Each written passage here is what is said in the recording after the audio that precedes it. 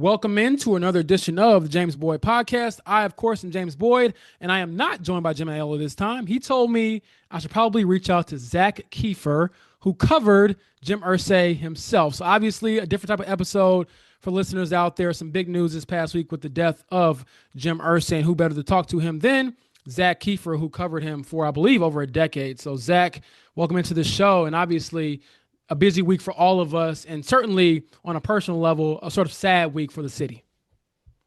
Yeah, it is a really sad week for the city. And the more I started to piece together what this meant, because in the moment we just go to work, right? And we just have to write about this man's life. And it was a very complicated, nuanced, layered, interesting life. But, to spin it forward, it is a really sad week for the city. And I wrote that he's among the greatest philanthropists the city and state have ever seen.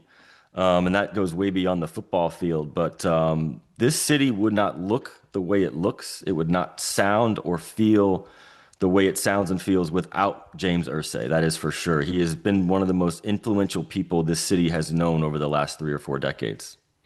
So I will start with the obit. And to be completely transparent, we had this prepared, or you had this prepared, I believe, for over a year. So to kind of recap the last couple of years for Irsay, he had the overdose or the alleged overdose, I believe, in December of 2023. And then from that moment, we all were kind of like, we should probably get this thing ready just in case something happens. And obviously, we would love for him to still be here, be living, and to have his, Jim Irsay imprint on the city and on the team. But unfortunately, that preparedness that we had came to fruition with the story. So can you just take us through what it was like to write that obit and to kind of share the totality of his life? Because I think nationally, and I hate being that guy, but truly, I think nationally they might have got it wrong with how Irsay was perceived, at least in this city and with the franchise itself. Yeah, those are short-sighted takes, and that's putting it kindly. Cheap is putting it more bluntly. Jim Irsay is a complicated man. It was a complicated life. This is not an obit you can put together in 15 minutes or even an hour. He was layered and raw and authentic and complicated and flawed, deeply flawed in some ways. It was an interesting life, to put it lightly. And after his overdose in 2023, I feel comfortable saying this. There was a fear in the building that his time was limited, that he would not be there for very much longer. Obviously, we hoped he's still here. He was a great resource and instrument and beacon for our city in a lot of ways. But, the Colts knew inside the building, they knew that this was a possibility. The preparations were made. I've talked to Jim Irsay about the future that did not include him. It was something he thought about. He didn't run away from this. The man lived a hard life. Dave Calabro, who is a longtime TV, person in the city, and Dave and Jim are the same age, and they were sitting for an interview one time, and Jim said to him, "Dave, how do you look so young?" And Dave said, "Well, Jim, we haven't lived the same life." And Yeah. and Jim laughed. Jim was 65, and he did not look 65. He knew that. He lived hard, especially in his early days. So this was not a stunning situation for the Colts. They have made the preparations for this day. It still hits home. I messaged with Chris Ballard, and he's taking it hard. I messaged with Pete Ward, who's the CAO, who's been with this team since 1984, who's been Jim Irsay's right-hand man for 3 decades. And he wrote 2 words: "This stinks." So, on a personal human level, this is a gut punch for this city because he meant so much to so many people. Spinning it to our work, how do you write about a man who Yeah. had the greatest guitar collection in history, was the son of an owner who was maybe the worst owner in NFL history, who drafted Peyton Manning, who would call reporters late at night and dish on his team. Sometimes we didn't get along. I mean, complicated, unpredictable. I mean, James, you've got to know him over the last two Yeah, I years. did. I I remember you did. pulled me aside, I think, after the first interview, and you were like, "Wait, what just happened?" And I was like, "Welcome, young man, to the James Irsay experience." So, what Yeah. were your thoughts from when you started with the Colts? Because he is a unique Yeah. personality to this point. So I'll go here first. I thought the obit was excellent, Zach. I'm not saying that because we're teammates, but because I think it balanced all of it. The crazy comments, one of them being in an HBO specials when he said, "Hey, when I got that DWI back in 2014, that wasn't because I was under the influence or anything like that. That was because I was being prejudiced against because I'm a rich white billionaire." And he doubled down on that. And I'm like, what are you Tone saying? deaf. Now he would Exactly. say stuff like that though. Right. It was dead wrong. Right. And when I would call him out on it in phone calls and we would argue. I mean, that was a Right. real thing that happened. And the thing is, he'd answer the phone the next time. Like that's what's so crazy about it. You could call him out, you could say something, but I think he had a real respect for those of us who would call him out and then show up the next day.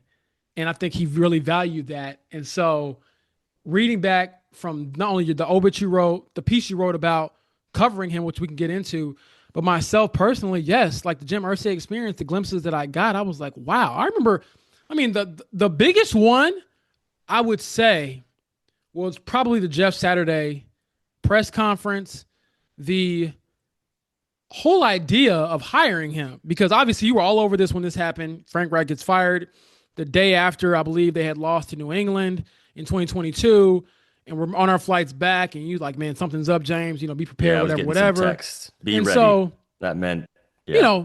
of course, I kind of knew what that meant too. I'm like, all right, they're stinking right now. Frank Reich is under the microscope. This could be a change. But then when I ended up texting you was, what the heck? Because when they hired Jeff Saturday, then that came out. I texted you, and I might have texted a few other people because I was like, look, I'm new to the NFL still. This is my first year on the beat. I could not believe it. I was like, is this normal? Like, I'm an NBA guy usually as a kid. I've transitioned to being more of an NFL guy since then, but I was totally in over my head. And you were like, no, like, this is probably a crazier example, but it is an example of Jim Irsay. So that entire press conference, him backing that decision when we all said it was going to be awful, when we all questioned it, when we basically just sat there. Put your money down. You want to bet against this Oh man? my goodness. And compare Chris Ballard to Michael Jordan. He brought up UFOs and aliens. He talked about, I don't know how to make sausages, but I know how to win. And I'm just like, Upper court style. and at the end of the night, I was thinking, where do I start? How Yeah. do I write this? So yes, it was a very unique experience, but I'm also glad that I did get a chance to get to know him on like a one-on-one level, and that was something that I'll probably cherish because you don't get people of that influence, that power, Zach, as you know, to be that open with you, on the record with you, and genuinely might even care what you have to say or think, because there were times where he might retweet something about my grandma or something, and I'm like, I didn't even know you were watching this or cared. And so, from your perspective, as someone who obviously covered him for a very long time, how would you describe the Jim Irsay experience? I know you wrote about it, but I guess via podcast form. For those who don't know, no caller ID. I'll let you take it from there. The funny thing was, I had his cell phone and we would text. So he would call. And I'm like, Jim, I have your number. Like we talk all the time. My wife got to know those calls very well because they would come in at like 11:30 and we'd be sleeping, and she'd be like, I'll see you in a couple hours.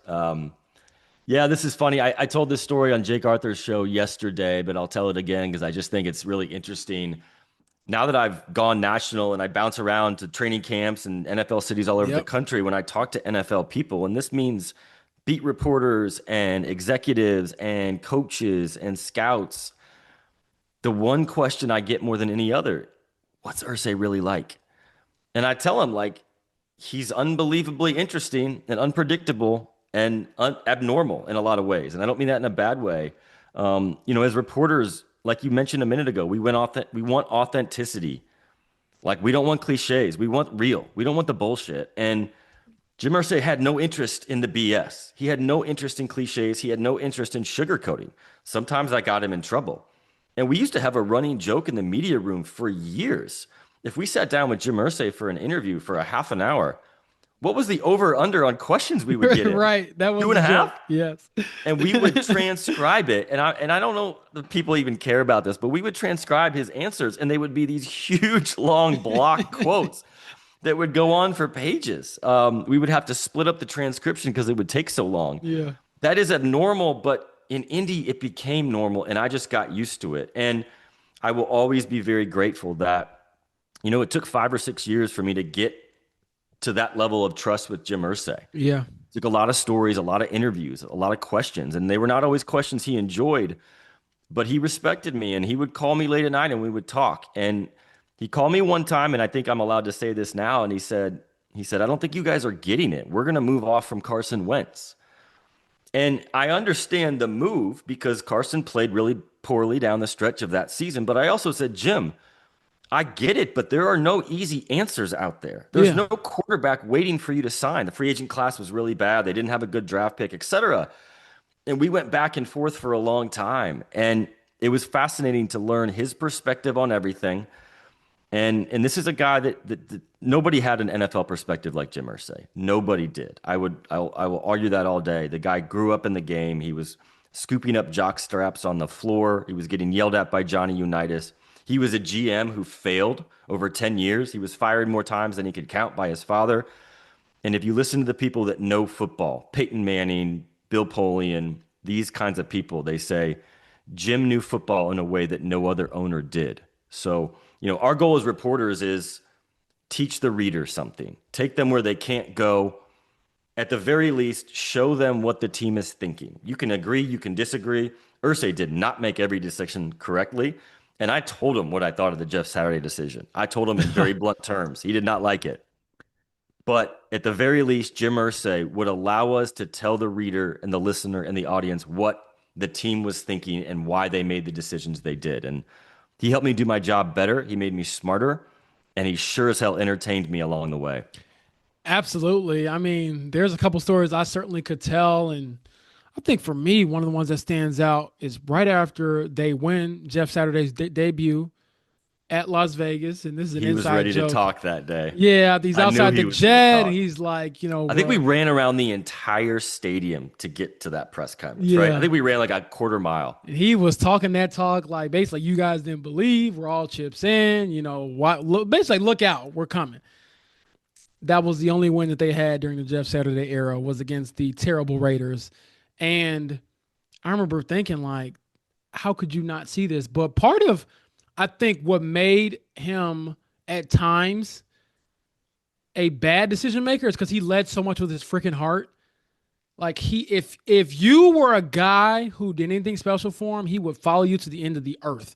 And so Jeff Saturday, who we actually had a chance to catch up with him, Zach, on 107.5 The Fan today, and Jeff was saying how, and I believe I got a chance to ask him this. He was like, "It's really cool that I was a part of that group that brought him the Lombardi that he just so desperately wanted. Obviously, he wanted more, but he got to see that one, and so that moment." Gave him all out belief in Jeff Saturday. Like, why can't he lead us to another one? Did it on the field, and we're like, well, yeah, it's not 1952 anymore. Like, you probably need more coaches and things like that. Like, the power of will is not going to get you to the Super Bowl without a quarterback. Like, what are we doing? So, moments like that, I was like, this guy's so erratic and full of it, and honestly, just arrogant. But the one thing, to your point, Zach, I will always respect, he explained every decision. You might hate it, you might not like it, but he would explain. He And I don't didn't know how hide. many owners would He do didn't that. hide. Exactly. I've always respected that. He didn't hide.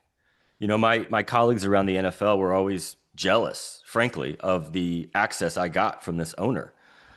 And Ben Standig, who covers the Commanders for us, would say, "How often do you talk to Irsay?" And I'm like, "All the time." He Mm-hmm. wears me out sometimes. And Ben said, "I've been in a room with Dan Snyder once in 10 years." This is when Snyder owned the Commanders. And Mm-hmm. Jim Irsay also deserves a lot of credit for being the first owner to have the guts to come Let's out and go there. say, Yeah. Dan Snyder needs to be removed. He did. It was the right move. Look at the Commanders now. And Jim Irsay didn't follow the old rules. He spoke from the heart. Like you said, it got him in trouble. He had these rambling, wild, unpredictable press conferences that went in 25 different directions. But he didn't sugarcoat, and I always appreciated that. And one story I always wanted to write from the minute I was on the beat in 2013 was what he learned from his father. This was unbelievable to read about and to listen. And I finally got Jim on the phone, and we talked for 3 hours one day. And the stories, I mean, if this happened right now in the NFL, Twitter would explode. The Yeah. internet would go crazy. I mean, staffers for the Colts would leave the office on Fridays by noon because they knew the white tornado is what they called Bob Irsay was coming into town and he was going to be hammered and he was just going to start firing people. He was going to call them Tiger because he didn't know their first names and he was just going to start firing people. And he would fire coaches after games and he would fire players and he would tell the coach to bench the quarterback. So Jim saw that and learned from that. And to have that conversation with him where he laid all that out in a very vulnerable and authentic way, as a reporter, that's the dream, right? You get this great story, Yeah. but you get great access to tell it. And that was a window into Jim Irsay that I'll never take for granted. I'll never forget. It was such a cool story to learn about and put together. And it made me understand why that Lombardi trophy that you just mentioned, that he raised in the rain that night in Miami, meant so much to him. And what a lot of people don't know is, look, they finally got over the hump. They beat the Patriots in the AFC Championship game. Jim Irsay celebrated with cold pizza at the team facility that night at 4 in the morning. And then what did he do for the entire building? Every single staffer in there. He flew them and their families out to Miami for that Super Bowl. So we could go on and on about the stories that people never hear about. There's been guys in the media that have been through things that Jim Irsay has stepped in and taken care of. He flew Peyton Manning to his grandfather's funeral when he was a young Colt. But then again, even if you were a third stringer, Sam Ellinger lost his brother the first day he was in the Colts facility a couple years ago. Absolutely heartbreaking. Chris Ballard is there, Frank Reich is there, putting their arms around this kid who hasn't even taken a snap in a Colts uniform. And Jim Irsay flies him to the funeral and tries to pay for the funeral. I mean, that's the kind of guy this guy was. And to put a bow on all this, I'm rambling, but whose opinion matters most here? I will always go back to this. It's the players. What do the players think? Look Yes. at what McAfee said. Look at what Reggie Wayne said. Look at what T.Y. Hilton said. Listen to what Peyton said. Look at the three guys who got into the Hall of Fame and Yeah, chose him that doesn't happen very often. to be They the could have person that picked a enshrines coach. They them. could have picked a parent. They could have picked a high school coach, a mentor. They picked Jim Irsay. And it's not because he signed their checks. Yeah. It's Marvin Harrison, senior now, Edrin James, Dwight Freeney. Three guys, three different positions, three different personalities. And I mean, Edrin and Marvin could be further apart as far as, I guess, swagger or, being kind of out there. Edrin was just in a movie with Jim Irsay last year that we watched here in Indianapolis. The movie was not good. Rest in peace, Mr. Irsay, but it was not good. I had a good chance to follow with him about it, but just doing stuff like that too kind of stands out to me because I'm like, yes, I get the legacy as football, but man, if he didn't do anything else right, he did Rich right. That man enjoyed his money. Like the guitars, the world trips, traveling, trying to be in the Jim Irsay, basically starting the Jim Irsay band. He had the yearly kickoff concert for the fans. Like he That would was hand out free. $100 bills That was free. at Yep. camp. Yeah, like he would do these. I remember this because I was there. I believe it was my first training camp. He's getting out the $100 bills, which he signs, and this one guy like didn't get the $100 bills, and I believe he handed out 20 that day. Didn't get one of the 20. And he's like jumping up and down on the sideline there at Westfield and Grand Park. I mean, at Grand Park and Westfield. And he's jumping up and down. He's like, man, Mr. Irsay, like I didn't get anything. Oh man, I'm such a big fan of the team. Irsay reaches into his pocket. The envelope had $2,000 in it, and just stuck it out to one of his staffers, and they walked it over to the guy and he gave the guy $2,000. Like, and he did this all the time. And I know people are like, well, he's rich. He should do. Nah, man. Like, do you know rich people? They don't give a Yeah. lot. I don't When it see comes to videos that. of other NFL owners doing that. Exactly. And not that he has to do a video. And that's the other thing, too. He did so many other things that we just don't know of. And I would say 90% of it was behind the scenes. And he wanted it that way. And one of the things I respected about him, I said this on the radio the other day, Zach, sometimes when you're just going through something in life, yeah, you want encouragement, you want prayers. Maybe I sound like I'm shallow. You need money sometimes. And he would just alleviate so much pressure and stress on people just by giving them money. Like, you know what? My kid is sick. I need this to get them better or get them the best treatment here. I have to bury a loved one. I don't have the finances, but I want to respect them the right way here. Like that to me was always pretty cool to see. And so I'll go here in this next part of it. and feel free to chime in, Zach. The mental health aspect, and I believe your obit kind of encapsulated again his whole life.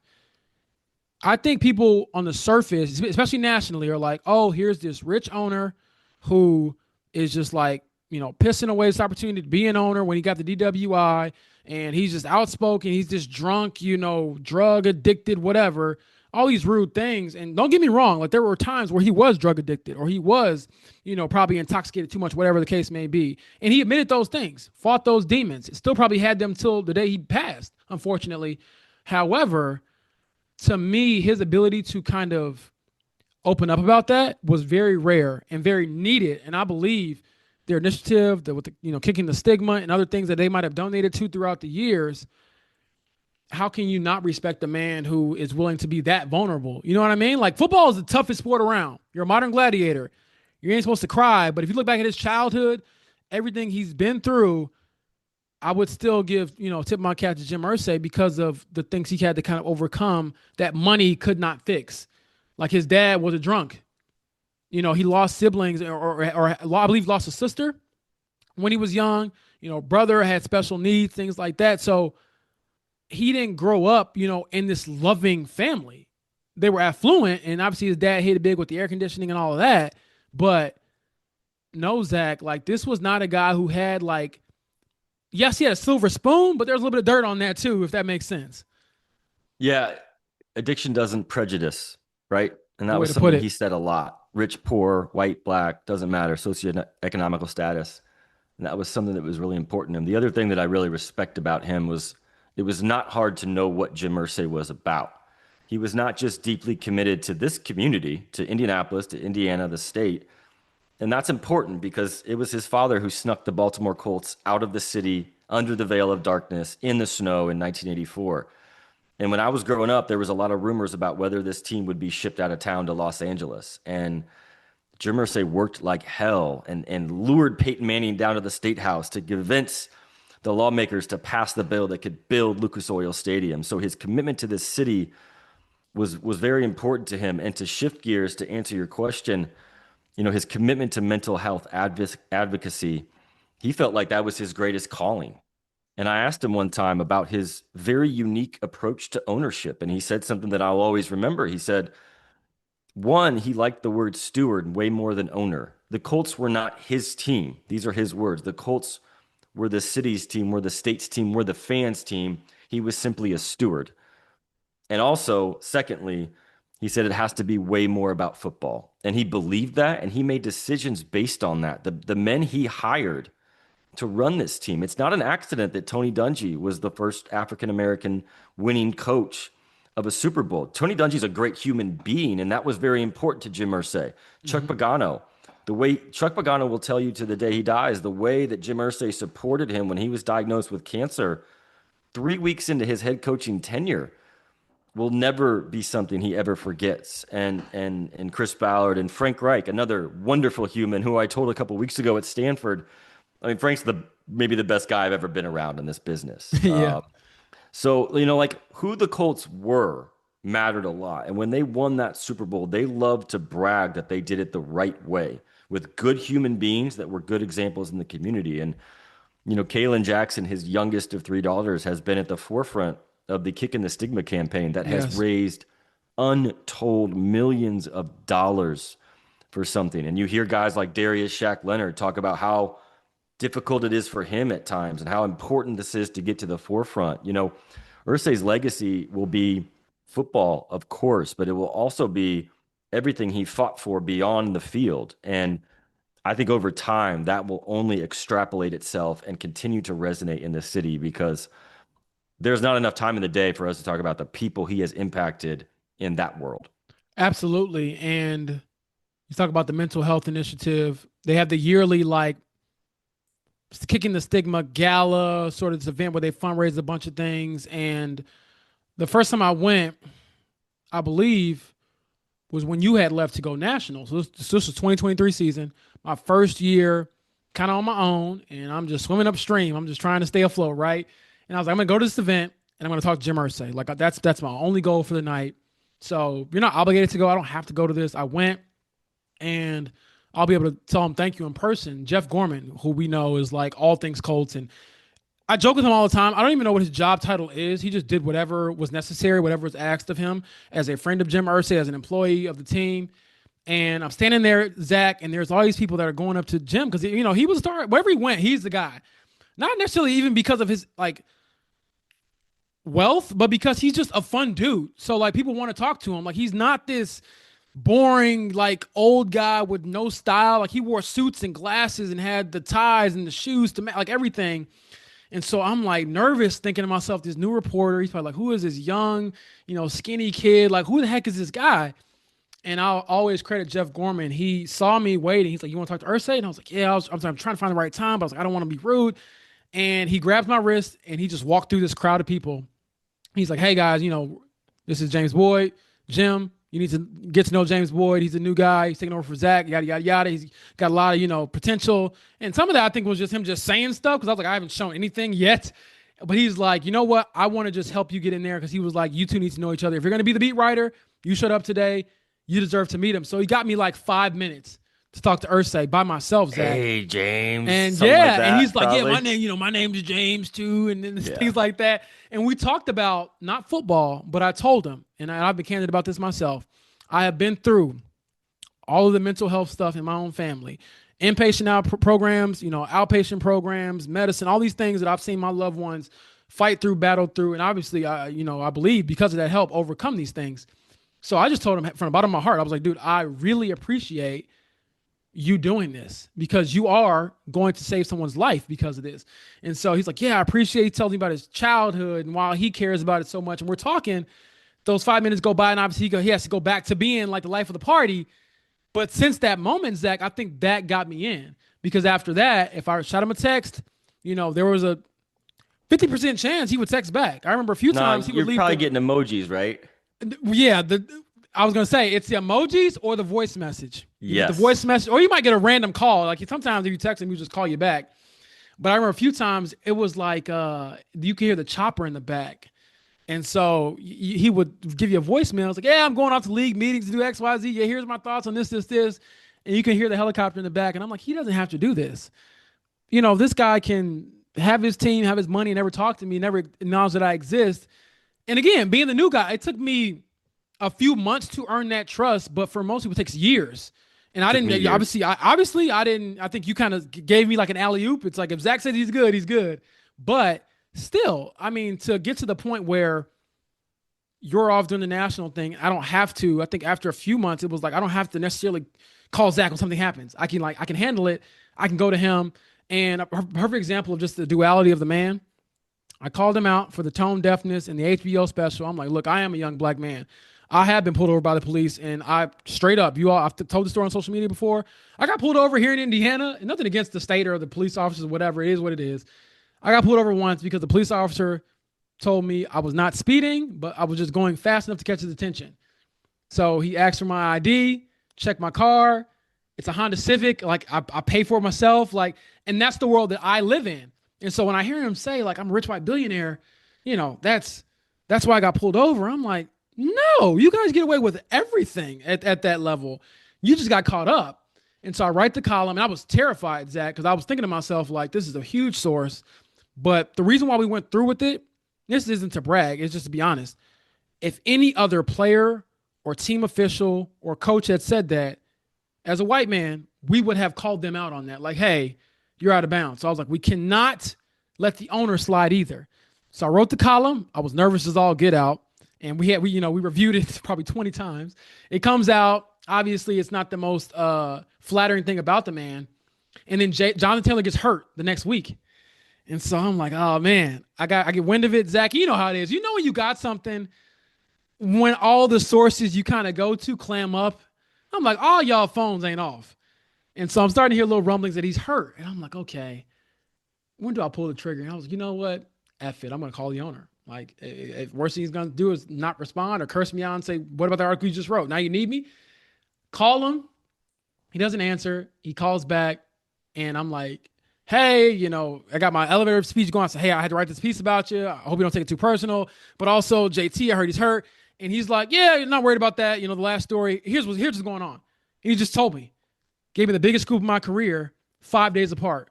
So one moment I'm saying, dude, you're out of your freaking mind saying this. The other, moment he's giving me a scoop like, yeah, you know what? You were fair about it. Here's what's going on. And I think part of it was like, you had the guts to call me. And I was like, okay, yeah, I did. I didn't do that all the time. It was a significant injury, got it out there.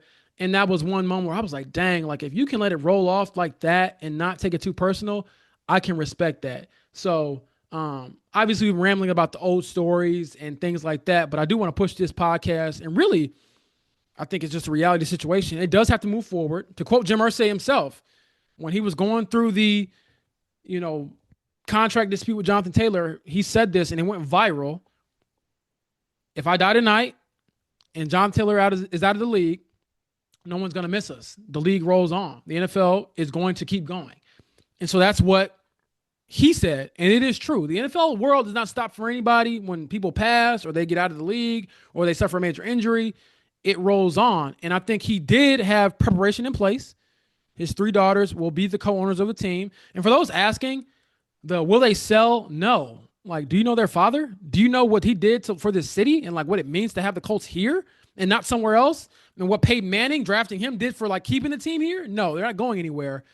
But I know you were kind of prepared for this moment as well, Zach, and you had some thoughts, and I did too, of Carly Irsay Gordon, his oldest daughter, most likely being the one to take the football reins.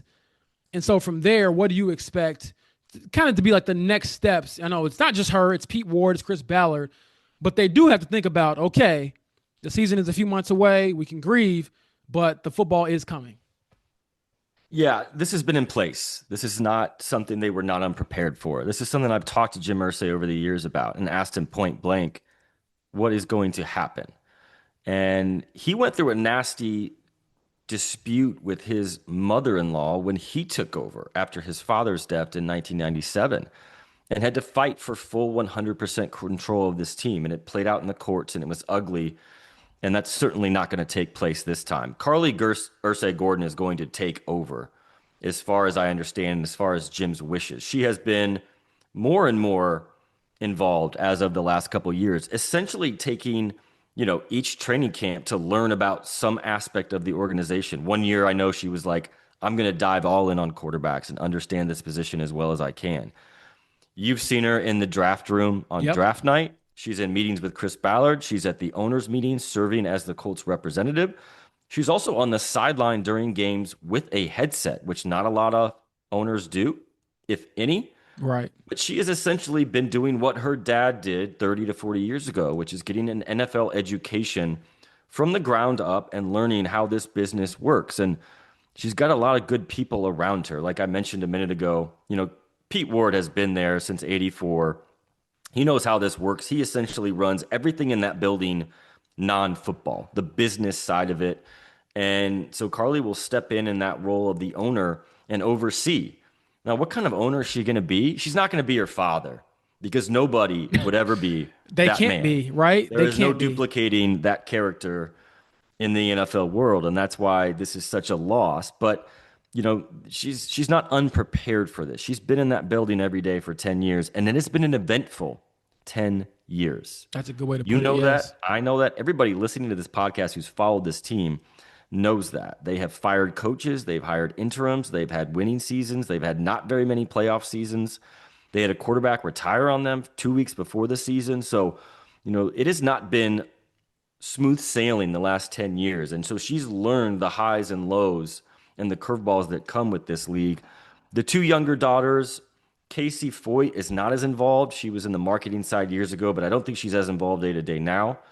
And Kaylin Jackson has been very involved in the fundraising and the Kicking the Stigma campaign. But Carly is the oldest daughter, and she has been the one to be out front. So it's certainly a new era in Indianapolis, but it was absolutely his wish that this stays in the family, that they do not ever sell.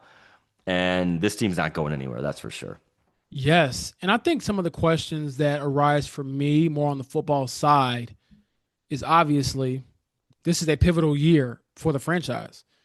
You got Anthony Richardson, your number 4 pick. First big decision is going to be it's already here. Like, you don't get to ease into this. This is not you taking over 12, 15 months. Something's going to happen. and the Peyton Manning era is already full throttle and you're winning 12 games a You year. can't just sit back and let the Yeah, wins pile up. I there just is don't see that no happening. there's no autopiloting this. Like this is make or break season. A lot of the offseason conversation prior to Jim Irsay's death was who's starting at quarterback. Can Anthony Richardson get it together in year 3? Can Daniel Jones redeem himself? If he does redeem himself, what does that mean for the future of Anthony? Things like that, to me, still loom over this team. Not to mention, I'll be quite honest, Chris Ballard, his resume is not up to par with most people who stay in positions like he has for 8 seasons. He's going into his 9th year. One of the last public messages that Jim Irsay delivered, actually, I believe it was the last public one, was the letter to the fans right after they ended the 2024 season. Steichen's going to be here. Ballard's going to be here. And so we know Jim Irsay had an affinity for Chris Ballard. Some would say to a fault because of, the lack of success.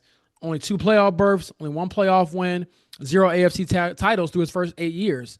And so I want to know, depending on how this season goes, what does that mean? Like, will she be looking for potentially a new quarterback, a new GM, a new coach, whatever, depending on what they do? So she enters at she takes over. I won't say enters because obviously she's been around the team her whole life, but she takes over with the help of others. But she has this, the final say on what goes on with this team in a very pivotal year that no one can truly say they foresee.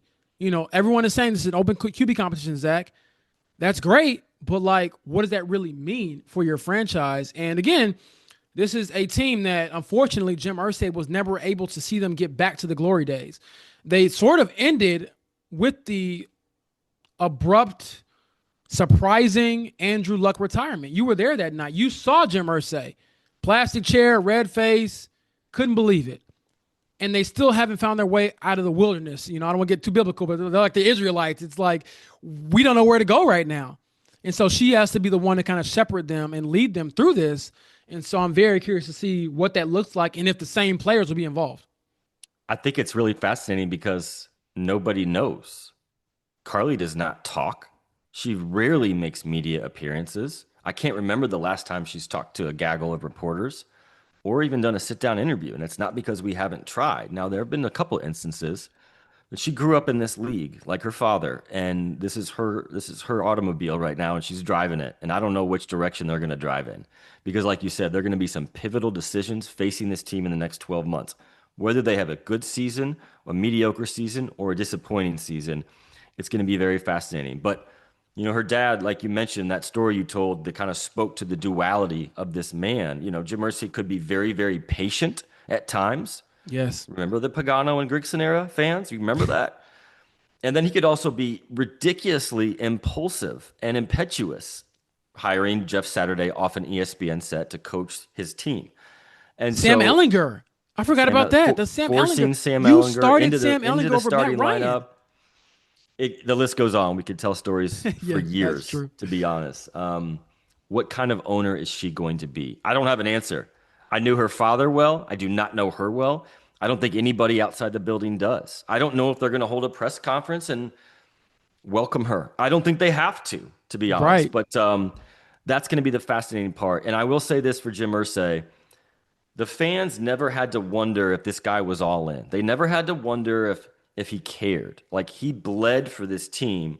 He was all in, and he poured his heart and soul into this team for 50 plus years. And he wanted to win 3 Lombardis. And coaches will tell you for days that if they went to Irsay and said, we need this player is going to help us win, he would open up the checkbook. So his commitment and his intensity and his ability to pour himself into this team was never in question. Carly's a blank slate right now. Nobody really knows her. It's going to be fascinating to see her leadership style.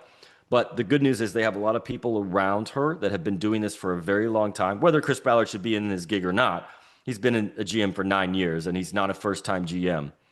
And then secondly, she's been learning this team from the ground up like her dad did for about 10 years now. So she knows what it looks like. Now, can she change the fortunes of this team? Because they've been going nowhere for 5 years. Absolutely. So obviously, I will be all over that. I'm sure Zach, whenever you want to stop by, Westfield is still hot out there I in got a Grant Park. feeling I'll be there in training camp. I'm not going to miss this quarterback battle. Exactly. So we will certainly have some more newsworthy items coming up, but I wanted to just have Zach on the podcast to give some perspective. We'll get back into our regular flow here soon. But Zach, thank you for the time. For those listening, obviously you can subscribe to the James Boyd Podcast wherever you get your podcasts, and we will talk to you all very soon.